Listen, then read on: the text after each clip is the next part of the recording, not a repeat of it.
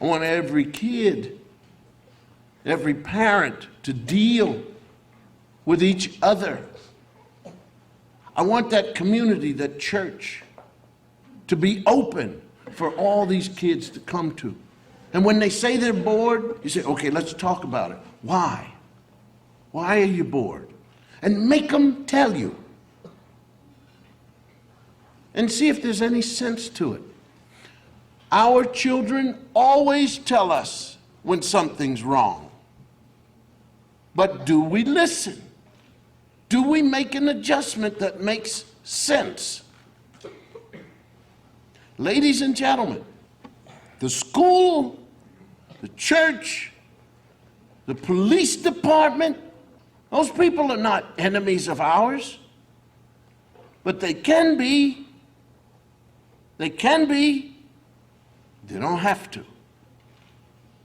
And so as long as your soul is good and your heart is good, and you understand that you are building your character for the day that you can take the honorable position of being somebody's mother or father. That's an honorable position, because as a mother and a father, you're going to be in charge of raising a child. And raising that child straight, not bent, not crooked, caring for it. And listen to the old people tell you how important education is. When you play the Game Boy and you say algebra is boring, Game Boy is exciting, I just want you to think about something.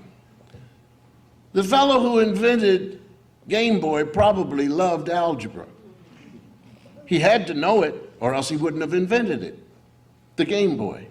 Think about it.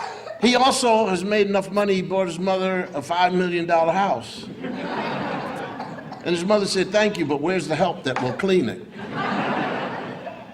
Think about it, ladies and gentlemen, you students. All these things you're buying into, people invented those things. They discovered them, but they didn't do it just sitting and chewing gum, ride around the block on the bike. They studied, and they read, and then they found out that their brains were so wonderful, they could think of simple things. And they do it. They do it. It's very, very important. My message to all of you, we've started this program.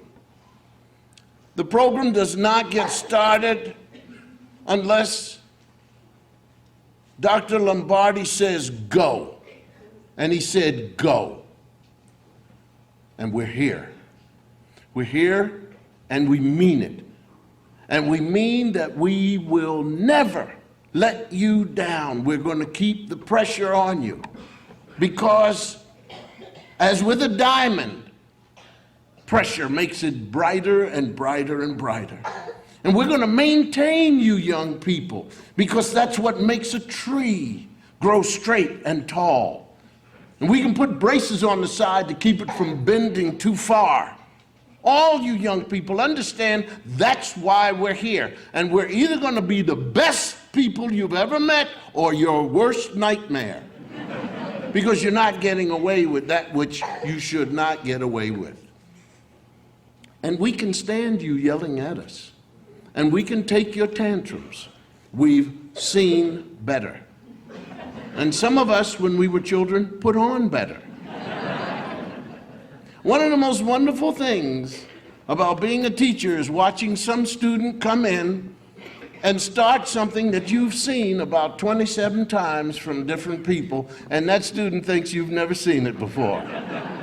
What a fun time. And so that's all we ask. We ask that this community not only stand alone, not stand alone, but join other communities, that you grown-ups branch out talk to each other, make the movement happen. You've got to do this. This thing is getting worse. The epidemic of television, the epidemic of what they put on the radio, people with foul language every 5 seconds, somebody talking about sexual parts, somebody talking about something that you don't want in your home, and it's coming to these children, and they think life is boring because they don't hear that in the classroom. This is Satan at his finest hour. Shut this stuff down.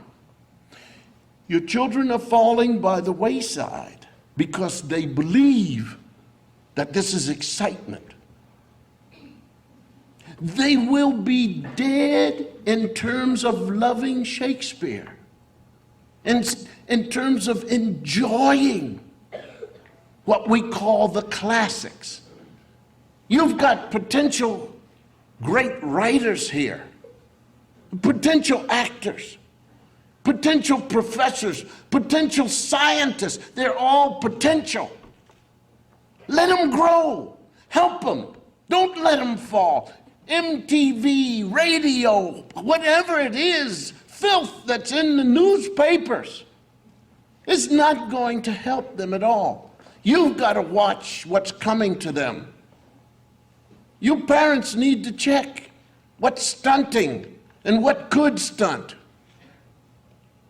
And by all means, I want you to do some old-fashioned parenting. I remember my mother knew everything that I owned.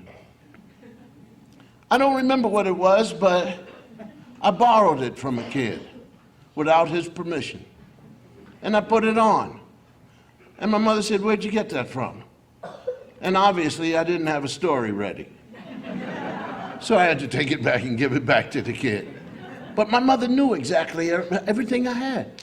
How these people out in Columbine had all this stuff, and you mean to tell me their parents are going to get away with saying we knew nothing?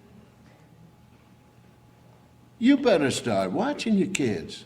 I don't want a story ever to come out of here where parents say, "Well, this has always been a wonderful neighborhood. I don't know what." You do know what happened. You better check your children and love them and bring them to the University of Massachusetts.